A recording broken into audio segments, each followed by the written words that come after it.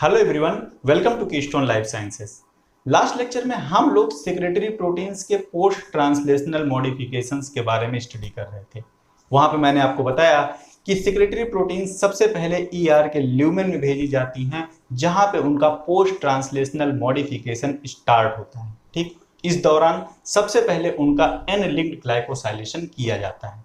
ठीक, N linked glycosylation कैसे होता है, इन सारी चीजों के बारे में हम लोगों ने लास्ट लेक्चर में डिस्कस किया।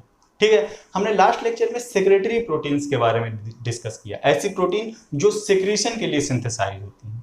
ठीक है, सिमिलरली जो हमारी ट्रांस मेम्ब्रेन प्रोटीन्स होती हैं उनकी भी सिंथेसिस ईआर बाउंड राइबोसोम पे होती है। ठीक है, ईआर बाउंड राइबोसोम पे सिंथेसाइज होने के बाद उन प्रोटीन्स का जो एक्सोप्लाज्मिक फेस होता है, मतलब जो प्रोटीन उन प्रोटीन का वो पोर्शन जो ईआर के ल्यूमेन को फेस करता है, उस फेज पे भी एन लिंक्ड ग्लाइकोसाइलेशन किया जाता है। ठीक है, वहां पे जब एन लिंक्ड ग्लाइकोसाइलेशन किया जाता है और प्रोटीन अपने फाइनल डेस्टिनेशन, मतलब कि जब वो जाकर के पहुंचती हैं प्लाज्मा मेम्ब्रेन पे, तब क्या होता है, जो प्रोटीन्स का जो ल्यूमेन वाला पोर्शन होता है वो एक्सोप्लाज्मिक फेज बन जाता है और वो एक्स्ट्रा सेलुलर मैट्रिक्स की तरफ फेस करने लगती हैं। तो जो ऑलिगोसैकेराइड जुड़ा था इन प्रोटीन से, वो कहाँ पे चला जाता है, एक्स्ट्रा सेलुलर मैट्रिक्स की तरफ चला जाता है। इसीलिए जो ट्रांस मेम्ब्रेन प्रोटीन होती हैं उनके सिर्फ ल्यूमिनल पोर्शन पे ही एन लिंक्ड ग्लाइकोसाइलेशन किया जाता है। ठीक है, प्रोसेस बिल्कुल सेम होती है जैसे कि सेक्रेटरी प्रोटीन्स के लिए था, पूरा प्रोसेस वैसे ही ट्रांस मेम्ब्रेन प्रोटीन्स में भी फॉलो होता है एन लिंक्ड ग्लाइकोसाइलेशन का। इसीलिए उसको मैंने अलग से एक्सप्लेन नहीं किया। सारे वही एंजाइम होते हैं, सारा वही प्रिकर्सर होता है, सब कुछ वही होता है। ठीक है, आज हम लोग बात करेंगे जब एक बार प्रोटीन का ग्लाइकोसाइलेशन कंप्लीट हो जाता है, या फिर आप कहें कि नेसेंट प्रोटीन अभी आ ही रही और ग्लाइकोसाइलेशन हो रहा है, उसके साथ साथ ही डाइसल्फाइड बॉन्ड का फॉर्मेशन भी स्टार्ट हो जाता है। ठीक है, कुछ प्रोटीन्स को अपने नेटिव कन्फॉर्मेशन में आने के लिए ये जरूरी होता है कि वो डाइसल्फाइड बॉन्ड का फॉर्मेशन करें। ठीक है, तो डाइसल्फाइड बॉन्ड बनता कहाँ है, disulphide bond formed in the disulphide bonds formed and rearranged in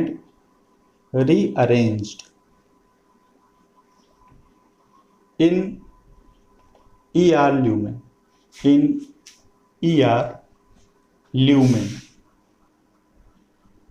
ठीक, डाइसल्फाइड बॉन्ड कहाँ बनेगा, ER के ल्यूमेन में बनेगा। ठीक है, ER के ल्यूमेन में बनेगा। इसका मतलब ये हुआ कि वो सारी प्रोटीन जो सिक्रीशन के लिए सिंथेसाइज होती हैं, डाइसल्फाइड बॉन्ड सिर्फ उन्हीं में बनेगा, क्योंकि वही प्रोटीन ER के ल्यूमेन में जाती है। ठीक है, इसके अलावा डाइसल्फाइड बॉन्ड उन रिसेप्टर प्रोटीन्स में बनता है या उन ट्रांस मेम्ब्रेन प्रोटीन में बनता है जहां पे जरूरत होती है, और कहां पे बनेगा, उसी फेस में बनेगा जो फेस ER के ल्यूमेन को फेस कर रहा होगा। ठीक, मैं बना के आपको दिखा देता हूं। सपोज दैट ये ER की मेम्ब्रेन है। ठीक है, बाइलेयर होगी, क्या है, ER की मेम्ब्रेन, ER की मेम्ब्रेन। जो सेक्रेटरी प्रोटीन होगी वो तो ER के ल्यूमेन में आ जाएगी, ये ल्यूमेन है। ठीक, सेक्रेटरी प्रोटीन आ गए ल्यूमेन में। ठीक, लेकिन जो ट्रांस मेम्ब्रेन प्रोटीन्स होती हैं वो कहाँ पे रह जाती हैं, वो रह जाती हैं ER के मेम्ब्रेन में। ठीक है, ये ट्रांस मेम्ब्रेन प्रोटीन्स हैं। ठीक, अब अगर इन ट्रांस मेम्ब्रेन प्रोटीन्स में डाइसल्फाइड बॉन्ड बनना है तो कहाँ पे बनेगी, क्योंकि डाइसल्फाइड बॉन्ड को बनाने वाले जो एंजाइम्स हैं, जो प्रोटीन्स हैं, वो कहाँ पे हैं, ER के ल्यूमेन में। इसलिए यहाँ पे जो डाइसल्फाइड बॉन्ड बनेगा वो सिर्फ इसी फेस में बनेगा जो कि ल्यूमेन को फेस कर रहा है। ठीक, और अल्टीमेटली जब ये प्रोटीन यहाँ से बढ़ करके प्लाज्मा मेम्ब्रेन तक पहुंचेंगी तो ये जो ल्यूमेन वाला पोर्शन है ये बन जाता है एक्सोप्लाज्मिक फेस। मैं बताऊंगा आपको वेसिकुलर ट्रैफिकिंग में कि किस तरह से ये वाला पोर्शन एक्सोप्लाज्मिक फेस बन जाता है। ठीक है, तो कुल मिला के बात यह है कि अगर ट्रांस मेम्ब्रेन प्रोटीन्स में डाइसल्फाइड बॉन्ड का फॉर्मेशन होता है तो वो सिर्फ इस पोर्शन में होगा, इस पोर्शन में नहीं होगा। ठीक है, अब डाइसल्फाइड बॉन्ड बनता कब है और डाइसल्फाइड बॉन्ड है क्या, तो डाइसल्फाइड बॉन्ड एक तरीके का कोवैलेंट बॉन्ड है। क्या है, covalent bond. Disulphide bond it is a covalent bond, covalent bond. ठीक, और डाइसल्फाइड बॉन्ड बनता कब है, formed in the presence of presence of oxidants, oxidant की प्रेजेंस में ये बनता है। ऑक्सीडेंट ऐसे मॉलिक्यूल्स होते हैं जो एक पर्टिकुलर एनवायरनमेंट को ऑक्सीडाइजिंग बनाते हैं। ठीक है, तो मतलब जो डाइसल्फाइड बॉन्ड का फॉर्मेशन होता है वो ऑक्सीडाइजिंग एनवायरनमेंट में होता है। इसका मतलब ER के ल्यूमेन का जो एनवायरनमेंट होता है वो ऑक्सीडाइजिंग एनवायरनमेंट होता है। क्यों? अभी मैं आगे चल के इस बात को एक्सप्लेन करता हूं कि ऑक्सीडाइजिंग एनवायरनमेंट क्यों चाहिए डाइसल्फाइड बॉन्ड के बनने के लिए। ठीक है, तो अब डाइसल्फाइड बॉन्ड बनता कैसे है, थोड़ा सा हम लोग इसके बारे में एक पहले ब्रीफ नॉलेज लेते हैं, फिर हम लोग डिटेल में देखते हैं कि प्रोसेस क्या होती है। ठीक है, तो डाइसल्फाइड बॉन्ड बनता है ऑक्सीडेटिव लिंकेज से। किसके ऑक्सीडेटिव लिंकेज से? सल्फाइड्रिल ग्रुप्स के, या फिर उसी को हम लोग थायोल ग्रुप कहते हैं। ठीक है, तो डाइसल्फाइड बॉन्ड कैसे बनता है? Formed by oxidative linkage, oxidative linkage of two sulfhydryl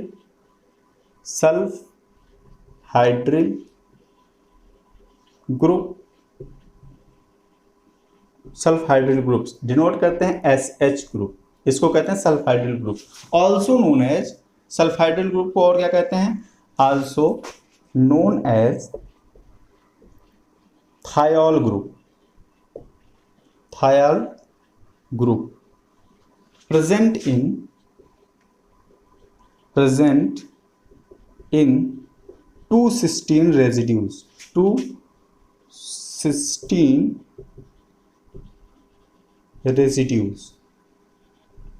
ठीक है, दो सिस्टीन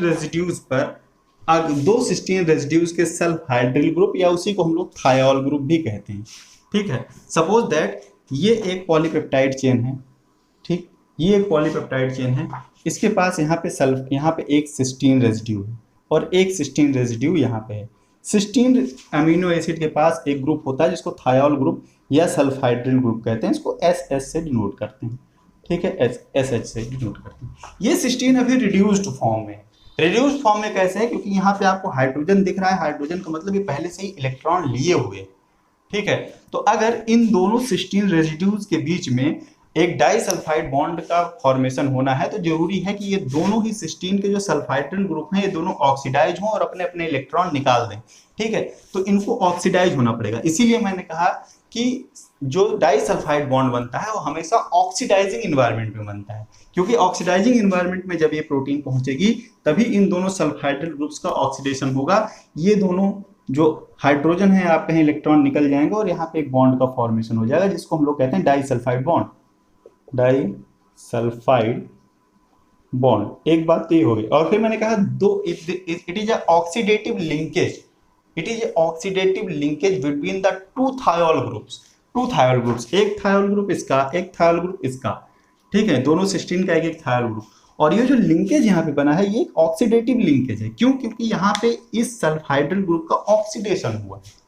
ठीक है, इनके ऑक्सीडेशन के दौरान जब इलेक्ट्रॉन्स निकल गए तो दोनों के ऊपर क्या गया? नेगेटिव चार्ज, और उस नेगेटिव चार्ज को बैलेंस करने के लिए उन्होंने क्या किया? आपस में एक बॉन्ड बना लिया जिसके थ्रू यहाँ का जो इनकी बैलेंसी में प्रॉब्लम आ रही थी वो सॉल्व हो गई और एक बॉन्ड बन गया जिसको हम लोग डाइसल्फाइड बॉन्ड बोल रहे हैं। ठीक है, अब ये जो दोनों सिस्टीन मॉलिक्यूल है, दोनों सिस्टीन रेजिड्यू हैं जो डाइसल्फाइड बॉन्ड के फॉर्मेशन में इन्वॉल्व हैं। ये एक ही पॉलीपेप्टाइड में भी हो सकते हैं और दो अलग अलग पॉलीपेप्टाइड्स में भी हो सकते हैं। ठीक है, कभी कभी क्या होता है, कुछ प्रोटीन्स ऐसी होती हैं जिनको हम लोग मल्टी सब यूनिट प्रोटीन्स कहते हैं। ठीक, उनको अपने नेटिव कन्फॉर्मेशन में या एक्टिव कन्फॉर्मेशन में आने के लिए ये जरूरी होता है कि उस प्रोटीन की जितनी भी सब यूनिट्स हैं सब आपस में इंटरेक्ट करें। ठीक, ज्यादातर इंटरेक्शन तो हाइड्रोफोबिक इंटरेक्शन के थ्रू होता है, लेकिन कहीं कहीं पे वहां पे डाइसल्फाइड बॉन्ड का भी फॉर्मेशन होता है। ठीक, तो ऐसी कंडीशन में क्या होता है, जो दोनों सिस्टीन रेजिड्यूज होते हैं वो अलग अलग पॉलीपेप्टाइड पे भी प्रेजेंट होते हैं और उनके बीच में भी डाइसल्फाइड बॉन्ड बनता है। ठीक है, तो इस तरह से डाइसल्फाइड बॉन्ड्स को क्लासिफाई किया गया। ठीक है, तो डाइसल्फाइड बॉन्ड्स कितने तरीके के हो सकते हैं? डाइसल्फाइड बॉन्ड, ठीक, डाइसल्फाइड बॉन्ड्स दो तरीके के हो सकते हैं, या आप कहें दो तरह के हो सकते हैं। एक तो इंट्रामोलिक्यूलर डाइसल्फाइड बॉन्ड, और दूसरे होते हैं intermolecular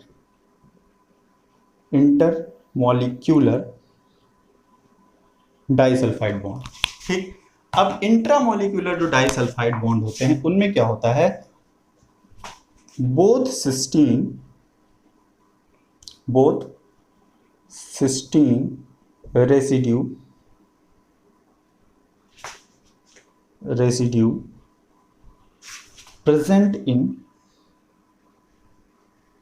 present in same polypeptide,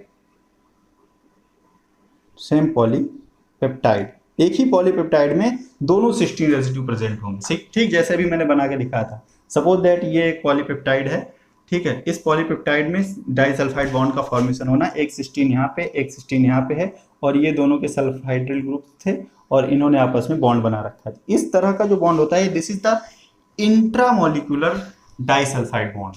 ठीक, अगर हम बात करें इंटरमोलिक्यूलर डाइसल्फाइड बॉन्ड की, तो in this case both cysteine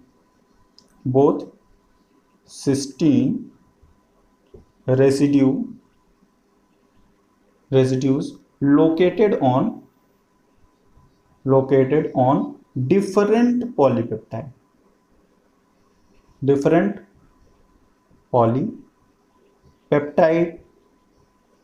chains पे प्रेजेंट होती है। ठीक, सपोज दैट ये एक पॉलीपेप्टाइड है, ये एक पॉलीपेप्टाइड है, दोनों के बीच में डाइसल्फाइड बॉन्ड बनना है, तो एक का सिस्टीन यहाँ पे है और दूसरा सिस्टीन यहाँ पे है, ये इसका सल्फाइड्रिल, ये इसका सल्फाइड्रिल, और इस तरह से बॉन्ड बना। तो ये वाला जो बॉन्ड बन रहा है इसको हम लोग कहते हैं इंटरमोलिक्यूलर डाइसल्फाइड बॉन्ड। तो इंट्रामोलिक्यूलर डाइसल्फाइड बॉन्ड होते हैं, इंटरमोलिक्यूलर डाइसल्फाइड बॉन्ड होते हैं, और ये दोनों ही टाइप के जो डाइसल्फाइड बॉन्ड होते हैं ये इंपॉर्टेंट होते हैं in the stabilization of proteins tertiary and quaternary structure. Protein के टर्सरी स्ट्रक्चर को स्टेबलाइज करने में और क्वाटरनरी स्ट्रक्चर को स्टेबलाइज करने में ये बहुत ही इंपॉर्टेंट रोल प्ले करते हैं। मतलब प्रोटीन को उसके नेटिव कन्फॉर्मेशन में लाने के लिए इन बॉन्ड्स का फॉर्मेशन बहुत ही इंपॉर्टेंट होता है। ठीक है, डाइसल्फाइड बॉन्ड का फॉर्मेशन, इसकी सबसे बड़ी रिक्वायरमेंट होती है एक सुटेबल ऑक्सीडेंट। एक सुटेबल ऑक्सीडेंट जब तक नहीं प्रेजेंट होगा तब तक डाइसल्फाइड बॉन्ड का फॉर्मेशन नहीं होता है, और वो सुटेबल ऑक्सीडेंट ईआर के ल्यूमेन में प्रेजेंट होता है।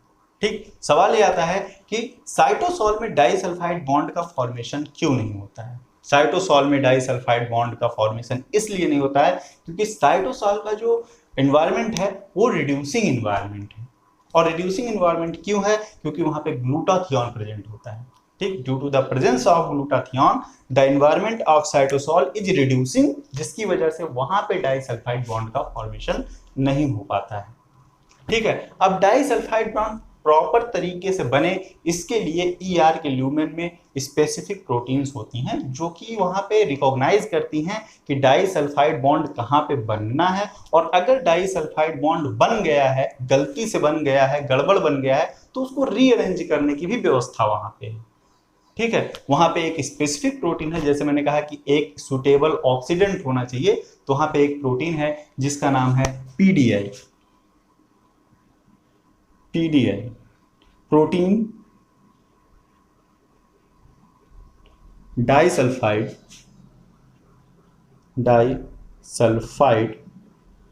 आइसोमरेज, बहुत ही इंपॉर्टेंट प्रोटीन है प्रोटीन डाइसल्फाइड आइसोमरेज।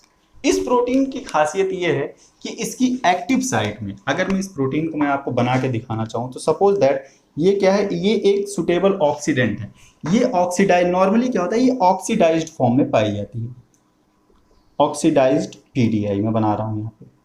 ठीक, इस ऑक्सीडाइज्ड पीडीआई की खास बात ये होती है कि इसकी एक्टिव साइट में एक डाइसल्फाइड बॉन्ड रहता है। ठीक, इसकी एक्टिव साइट में एक डाइसल्फाइड बॉन्ड प्रेजेंट रहता है। ये इसका सल्फाइड्रिल है और ये यहाँ पे क्या है, एक डाइसल्फाइड बॉन्ड इसकी एक्टिव साइड में रहता है, डाइसल्फाइड बॉन्ड। ठीक, ये जब अपने ऑक्सीडाइज्ड फॉर्म में होता है तब।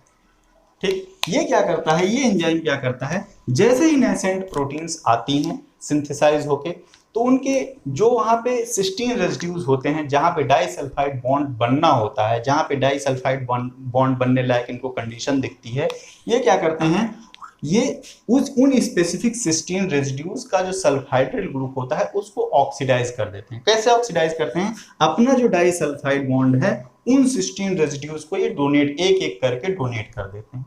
ठीक, तो ये अपना डाइसल्फाइड बॉन्ड जब सिस्टीन रेजिड्यू को दे देगा तो ये खुद रिड्यूस हो जाता है। ठीक, तो इसकी ऑक्सीडेशन रिडक्शन साइकिल चलती रहती है। क्या होता है, ये खुद रिड्यूस हो जाता है, और जब ये रिड्यूस हो जाता है तो ये कुछ इस तरीके से हो जाता है, ये है सिस्टीन और ये SH, तो ये क्या हो जाता है, रिड्यूस्ड PDI। इसके एक्टिव साइड में जो डाइसल्फाइड बॉन्ड था, इसको ये किसे दे देगा, इसको ये दे देगा प्रोटीन को, या जो पेप्टाइड अभी सिंथेसाइज होके आ रही है उसको दे देगा। ठीक, तो कुल मिला के PDI इस बात के लिए रिस्पॉन्सिबल होता है कि डाइसल्फाइड बॉन्ड कहाँ बनना है और कैसे बनना है। ठीक है, तो डाइसल्फाइड बॉन्ड बनाने में PDI इंपॉर्टेंट रोल प्ले करता है। कैसे करता है, अब इस पूरी प्रोसेस को मैं आपको बना के दिखाता हूँ। तो यहाँ पे मैंने दिखाया कि किस तरह से जो PDI होता है वो डाइसल्फाइड बॉन्ड के फॉर्मेशन को कैटेलाइज करता है। ठीक है, सिर्फ समझने के लिए हम लोग इसको देखते हैं कि किस तरह से इलेक्ट्रॉन का वहाँ पे डोनेशन होता है, किस तरह से वहाँ पे इलेक्ट्रॉन का ट्रांसफर होता है, और किस तरह से डाइसल्फाइड बॉन्ड का फॉर्मेशन होता है। मैंने कहा कि डाइसल्फाइड बॉन्ड के फॉर्मेशन में PDI एक ऑक्सीडेंट का काम करता है। मैंने कहा सुटेबल ऑक्सीडेंट की प्रेजेंस में ही डाइसल्फाइड बॉन्ड बनता है, तो एक ऑक्सीडेंट का काम करता है। ठीक है, ऑक्सीडेंट का काम इन द सेंस भी मैंने आपको बताया कि जो सल्फाइड्रिल ग्रुप होता है उसके पास ये जो हाइड्रोजन आपको दिख रहा है, इसका मतलब ये पहले से इलेक्ट्रॉन लिया हुआ है और रिड्यूस्ड है। जब तक इसका ऑक्सीडेशन नहीं होगा, ये दोनों हाइड्रोजन यहाँ से निकलेंगे नहीं, तब तक यहाँ पे सल्फर और सल्फर के बीच में बॉन्ड नहीं बनेगा, इसीलिए हम इसको डाइसल्फाइड बॉन्ड बोलते हैं। ठीक है, तो ये हमारी नेसेंट प्रोटीन है जो अभी अभी ट्रांसलेट होकर के ER के ल्यूमेन में पहुंच रही है। नेसेंट प्रोटीन, नेसेंट पॉलीपेप्टाइड कहिए। ठीक, ये नेसेंट पॉलीपेप्टाइड है। ठीक है, और ये जो नेसेंट पॉलीपेप्टाइड है, इसके ये दोनों जो सिस्टीन रेजिड्यू हैं, यहाँ पे डाइसल्फाइड बॉन्ड का फॉर्मेशन होना है, PDI है, ऑक्सीडाइज्ड PDI है। और मैंने कहा इसकी एक्टिव साइट में क्या होता है, एक डाइसल्फाइड बॉन्ड होता है। देखिए डाइसल्फाइड बॉन्ड मैंने यहाँ पे ऑरेंज कलर से आपको डाइसल्फाइड बॉन्ड बना के दिखाया हुआ है। ठीक है, जैसे ही ये एंजाइम यहाँ पे आता है, यहाँ पे इलेक्ट्रॉन ट्रांसफर रिएक्शन शुरू होती है। ठीक है, होता क्या है, यहाँ से इलेक्ट्रॉन निकलता है और इसका जो हाइड्रोजन है वो पहुंच जाता है यहाँ इस सल्फर के पास, जो कि किसके पास में है, हमारे PDI के पास में है। ठीक, PDI के पास में जो सल्फर था वहां पे पहुंच गया क्या, हाइड्रोजन। अब ये रिड्यूस फॉर्म में आ गया, और जो डाइसल्फाइड बॉन्ड यहाँ पे बना था, अब वो डाइसल्फाइड बॉन्ड बन गया, जो PDI का एक सल्फर है और हमारी जो नेसेंट पॉलीपेप्टाइड है उसका जो एक सल्फर है।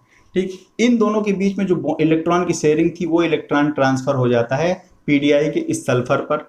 ठीक है, जैसे ही इस सल्फर पर इलेक्ट्रॉन ट्रांसफर होता है, ये एक प्रोटॉन भी ले लेता है और SH के फॉर्म में आ जाता है। मतलब अब यहाँ पे जो दोनों सल्फर थे, ठीक है, जिन्होंने डाइसल्फाइड बॉन्ड का फॉर्मेशन किया था, अब वो दोनों ही सल्फाइड्रिल ग्रुप के फॉर्म में आ चुके हैं।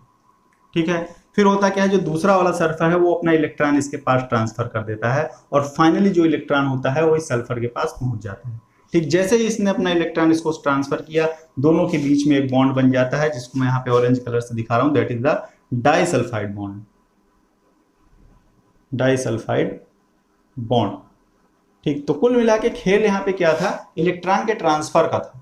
ठीक, इलेक्ट्रॉन ट्रांसफर एक एक करके जो यहाँ पे सल्फाइड्रिल ग्रुप थे उन्होंने अपना एक एक करके इलेक्ट्रॉन ट्रांसफर कर दिया इनके सल्फर पे। ठीक है, और ये जो दोनों सल्फर थे वो किस में कन्वर्ट हो गए, सल्फाइड्रिल ग्रुप में कन्वर्ट हो गए, और यहाँ पे जो दोनों सल्फर प्रोटीन के पास में बचे उन्होंने आपस में डाइसल्फाइड बॉन्ड बना लिया। ठीक, रिजल्ट हमको क्या मिला, यहाँ पे दोनों सल्फाइड्रिल ग्रुप ऑक्सीडाइज हो गए, और यहाँ के दोनों सल्फाइड्रिल ग्रुप, यहाँ पे जो सल्फाइड्रिल ग्रुप थे वो क्या हो गए, वो रिड्यूस हो गए। ठीक, अब ये रिड्यूस्ड PDI क्या होता है, वापस से इसको ऑक्सीडाइज फॉर्म में आना होगा, क्योंकि ये वापस ऑक्सीडाइज आएगा तभी तो दूसरा डाइसल्फाइड बॉन्ड बनाएगा। ठीक, अब ये वापस रिड्यूस्ड ऑक्सीडाइज फॉर्म में कैसे आएगा, एक प्रोटीन होती है ARO1। ठीक है, ARO1 जो प्रोटीन होती है ये भी अपने ऑक्सीडाइज्ड स्टेट में क्या होती है, इसके भी पास एक डाइसल्फाइड बॉन्ड होता है। ठीक, तो क्या करती है, अपना डाइसल्फाइड बॉन्ड इस पीडीआई को दे देती है।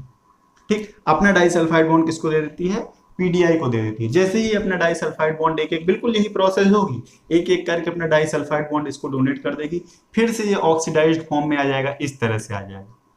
ठीक है, और जो एरो 1 था जो भी ऑक्सीडाइज था, इसने क्या किया, इसका हाइड्रोजन ले लिया है। ठीक, अब अगर इसने इसका हाइड्रोजन ले लिया तो ये क्या हो गई, एरो 1 रिड्यूस्ड हो गई। ठीक, एरो 1 क्या हो जाएगी, रिड्यूस्ड हो जाएगी। ठीक, तो अब ये भी जरूरी है कि जो एरो 1 आई है वो भी फिर से ऑक्सीडाइज होती, तभी तो दूसरे जो हमारे पीडीआई रिड्यूस्ड आ रहे हैं उनको ऑक्सीडाइज करेगी। तो ये कैसे ऑक्सीडाइज होता है, ये ऑक्सीडाइज होता है जो मॉलिक्यूलर ऑक्सीजन ईआर की मेम्ब्रेन को डिफ्यूज करके साइटोसॉल से ईआर के ल्यूमेन में आती है, उसके साथ एरो 1 जो है रिएक्शन करके अपने आप को ऑक्सीडाइज कर लेता है। ठीक, तो ये पूरी प्रोसेस होती है यहाँ पे। ठीक, तो मैंने आपको बताया कि पीडीआई अपना जो डाइसल्फाइड बॉन्ड होता है उसको नेसेंट पेप्टाइड पे ट्रांसफर करके खुद रिड्यूस हो जाता है। ठीक, खुद रिड्यूस होने के बाद रिएक्शन करता है एरो 1 से, जो कि ऑक्सीडाइज्ड फॉर्म में होता है। वो क्या करता है, अपना डाइसल्फाइड बॉन्ड पीडीआई पे ट्रांसफर करके अब एरो 1 रिड्यूस्ड हो गया। ठीक, एरो 1 ऑक्सीडाइज्ड कैसे होता है, जो मॉलिक्यूलर ऑक्सीजन वहां ईआर के ल्यूमेन में प्रेजेंट होती है उसके साथ में क्या करता है, रिएक्ट कर लेता है और खुद क्या हो जाता है, ऑक्सीडाइज्ड फॉर्म में आ जाता है। तो दो प्रोटीन का नाम मैंने यहाँ पे बताया जो इंपॉर्टेंट रोल प्ले करती हैं, आपको पता होना चाहिए, एक पीडीआई और दूसरी एरो 1। इससे ज्यादा कुछ भी पूछा जाने वाला नहीं आपसे। ठीक, पीडीआई डाइसल्फाइड बॉन्ड बनाने के साथ साथ एक और काम भी करती है। पीडीआई ये चेक करती है, पीडीआई ये चेक करता है कि जो डाइसल्फाइड बॉन्ड का फॉर्मेशन होना है वो सही जगह पे हुआ है कि नहीं हुआ है। ठीक, डाइसल्फाइड बॉन्ड का फॉर्मेशन दो सल्फाइड्रिल ग्रुप्स के बीच में होता है। ठीक है, तो इसका मतलब ये नहीं है कि कहीं भी सल्फाइड्रिल ग्रुप प्रेजेंट हो और उनके बीच में डाइसल्फाइड बॉन्ड बन जाए, और ऐसा होता है नेचर में, क्योंकि प्रोटीन जब सिंथेसाइज होकर के आ रही होती है तभी डाइसल्फाइड बॉन्ड का फॉर्मेशन शुरू हो जाता है। ठीक, तो कभी कभी ऐसा होता है सब्सिक्वेंटली दो सिस्टीन रेजिड्यूज निकल के आए और उनके बीच में डाइसल्फाइड बॉन्ड बन जाता है, ऐसा होता है। लेकिन कभी कभी क्या होता है, ये जो डाइसल्फाइड बॉन्ड बना ये प्रोटीन के नेटिव स्ट्रक्चर का पार्ट ना हो सकता है, जिसकी वजह से प्रोटीन अपना प्रॉपर फंक्शन गेन ना कर पाए। तो ये जरूरी होता है कि ये जो डाइसल्फाइड बॉन्ड बना है इसको रीअरेंज किया जाए, इसको इसकी सही जगह पे भेजा जाए। तो ये काम भी कौन करता है, पीडीआई करता है। पीडीआई किन किन चीजों में इन्वॉल्व होता है, PDI involved in the formation भी कराएगा and rearrangement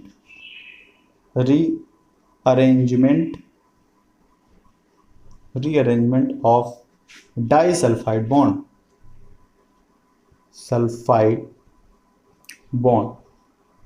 ठीक, तो डाइसल्फाइड बॉन्ड का फॉर्मेशन कुल मिला के ईआर में होता है। ईआर में स्पेसिफिक ऑक्सीडेंट होता है और वो ऑक्सीडेंट ये होता है। ठीक है, इसको भी ऑक्सीडाइज करने के लिए एक ऑक्सीडेंट चाहिए, वो ये होता है। ठीक है, तो ये दो मेन प्रोटीन्स हैं जो कि ईआर के ल्यूमेन में प्रेजेंट होती हैं, इसीलिए ईआर के ल्यूमेन में डाइसल्फाइड बॉन्ड का फॉर्मेशन होता है। उसके इन्वायरमेंट को ये दोनों क्या बनाती हैं, ऑक्सीडाइजिंग इन्वायरमेंट बनाती हैं। ठीक है, और सिर्फ सिक्रेटरी प्रोटीन्स का ही क्या होता है, सिर्फ सिक्रेटरी प्रोटीन्स में ही डाइसल्फाइड बॉन्ड बनता है, क्योंकि वो कहाँ पे पहुंचती हैं, ईआर के ल्यूमेन तक पहुंचती हैं। ठीक, इसके अलावा जो ट्रांस मेम्ब्रेन प्रोटीन होती हैं उनके ल्यूमिनल सरफेस पे कहीं कहीं पे डाइसल्फाइड बॉन्ड का फॉर्मेशन होता है, जहां पे जरूरत होती है वहां पे होता है। ठीक है, इतनी बातें आपको याद रखनी है, क्योंकि ये सारी चीजें आपसे ये सारे क्वेश्चन आपसे पूछे जा सकते हैं एग्जाम में। ठीक है, इसके अलावा जो ये मैंने प्रोसेस वगैरह बताई, ये हो सकता है बहुत रेयरली आपसे पूछ ले, बना के आपको दिखा दे और पूछ ले कि इनमें से कौन सी रिएक्शन सही है, तो इसलिए आपको ये चीज याद रखना होगा। बाकी आपसे जो पूछी जाने वाली चीजें थी वो यही थी कि डाइसल्फाइड बॉन्ड का फॉर्मेशन कहाँ पे होता है, क्यों होता है, कौन कौन सी प्रोटीन्स वहां पे इन्वॉल्व होती हैं। ठीक है, अब बात आती है कि जब डाइसल्फाइड बॉन्ड का फॉर्मेशन हो गया, that is the first step of protein folding. अब प्रोटीन फोल्डिंग स्टार्ट हो चुकी है। मैंने कहा कि मॉडिफिकेशन के बाद फोल्डिंग होगी, एन लिंक ग्लाइकोसाइलेशन हो रहा है, और उसके साथ साथ जब ये इंट्रामोलिकुलर और इंटरमोलिकुलर बॉन्ड्स के फॉर्मेशन स्टार्ट हो गए, इसका मतलब प्रोटीन की फोल्डिंग शुरू हो चुकी है। ठीक, फर्दर प्रोटीन की फोल्डिंग किस तरह से होगी इसके बारे में हम लोग नेक्स्ट लेक्चर में बात करेंगे। ठीक है, इस लेक्चर को हम लोग यहीं पे फिनिश करेंगे। नेक्स्ट लेक्चर में जब हम लोग मिलेंगे तो हम लोग प्रोटीन की फोल्डिंग और चैपेरॉन्स के बारे में बात करेंगे। ठीक है, और शायद उसके साथ ही हमारा ये जो टारगेटिंग है एंडोप्लाज्मिक रेटिकुलम की मेम्ब्रेन तक, ये भी शायद वहीं पे फिनिश हो जाएगा। ठीक, उसके बाद हम लोग बात करेंगे कि गाल्गी बॉडी में जब प्रोटीन्स पहुंचती हैं तब उनका क्या होता है, गाल्गी बॉडी के स्ट्रक्चर और फंक्शन के बारे में सबसे पहले हम लोग स्टडी करेंगे। ठीक है, तो इस लेक्चर को यहीं पे फिनिश करते हैं, मिलते हैं नेक्स्ट लेक्चर में। Thank you for watching.